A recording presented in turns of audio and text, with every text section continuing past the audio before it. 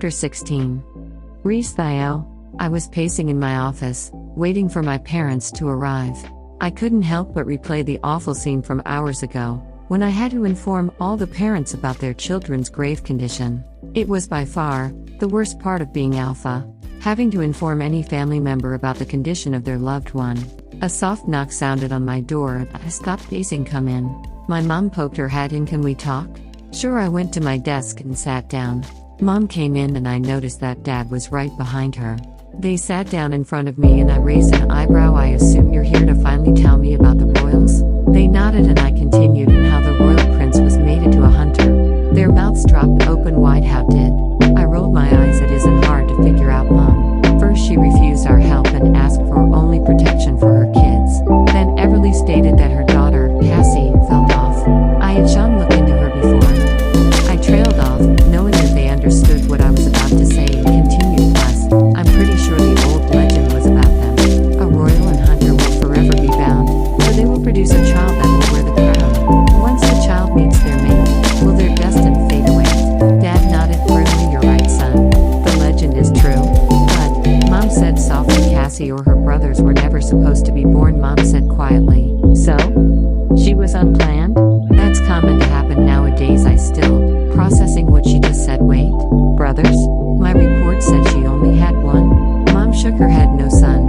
I'm not talking about an unplanned pregnancy. I'm talking about how Carrie, Cassie's mother, was physically unable to have children. And Kassi has two brothers. Dad added with a sad smile. Kassi is the middle child. She had an older brother. My eyes widened. But how? I was absolutely shocked. Dad halted my questions. Let your mother explain.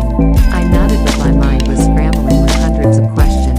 This could not be possible. When Carrie and Nico got married, they started planning for a family right away. No matter how hard they tried, they never could conceive a child. When I found out I was pregnant with you, Carrie was the first person I told. I was just so excited that I didn't think about how painful it must have been for her to watch her best friend have something she'd been wanting to have for a long time. Of course, they were happy for us, but they started to lose hope. As a last resort, Nico began praying to the moon goddess. Being that he was descended from the first bloodlines of wolves ever created, he felt that he had a special connection with her. According to him, he felt that throughout his life, she was always there watching and guiding him on the right path. And boy was he right that time, and I swear that man had 9 lives. He was like a danger magnet, always getting into trouble. But somehow, every time, he managed to escape unscathed. Mom smiled. A week after we announced our pregnancy, Carrie found out she was pregnant. So if she was pregnant, why aren't there 3 kids with a Demetria last name? Only 2? I'll get to that. Mom scolded. Patience is a virtue, Rhys. You should get some. Dad snickered and I shot him a look. Nico was only supposed to be in town for a month to help situate the roost problems on your grandfather's land. Nico's pack was stationed primarily in Greece, with a few members scattered around here and there. When he met Carrie, his maid, he ended up staying in the town permanently. They married as soon as Carrie finished college and were temporarily staying in the old pack house a mile from here until their new house was done with some much-needed renovations. During that time, Carrie found out she was pregnant and the renovations took much longer than expected. She ended up giving birth to their son in the pack house. Did something happen to the child, health-wise? Chapter 17. Kassi. I stared at the stairs long after the old man disappeared. I looked at a happy Orion, wagging his tail back and forth as he watched me. A little dramatic, eh? I asked him. He barked twice and I patted his huge head. Come on, boy. Let's go see if there's any dog food laying around. He barked once more before running down the stairs. I laughed as he skipped the last 2 stairs and basically flew into the kitchen. When I finally got in the kitchen, I started looking in all the cabinets for the dog food. When I didn't find any, I frowned. What the hell does he feed you if there's no dog food? Orion scratched the fridge door before whining. I looked at him in shock. Can you understand me? He stopped whining before tilting his head to the side and barking once. I shook my head. No way. This dog was messing with me. He barked again. I heard footsteps on the stairs before a sleepy Aries came into the kitchen. When he saw Orion, his face lit up. When Orion saw Aries, he froze before barking twice and looking at me. What an odd dog, I thought before mentally promising myself to question the old man about Orion. We got a dog, sissy? I bit my lip and gently patted Orion's head. Nobody.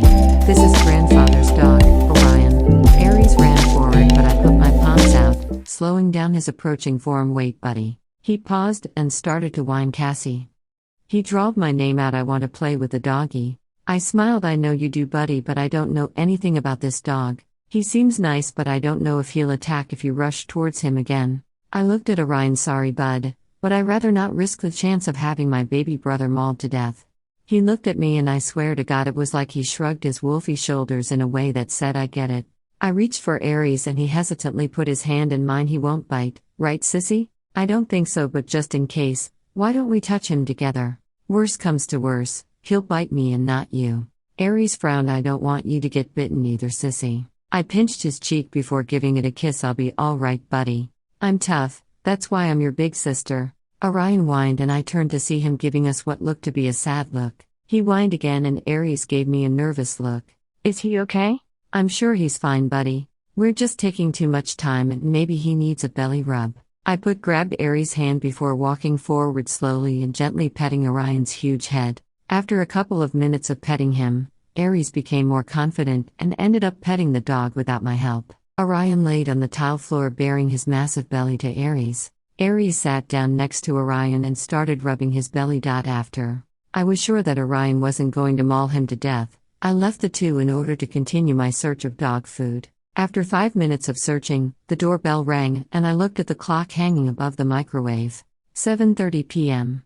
I scowled. Who in the hell comes knocking this late? Orion sat up and started growing before running toward the door. Aries followed after him and I chased after Aries. Aries, I hissed, go upstairs right now. And take Orion. I was too late.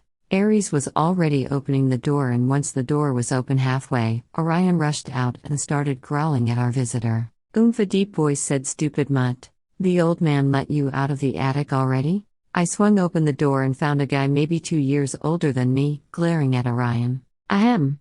I glared. Who are you and why are you glaring at my dog? The guy's head snapped up at the sound of my voice.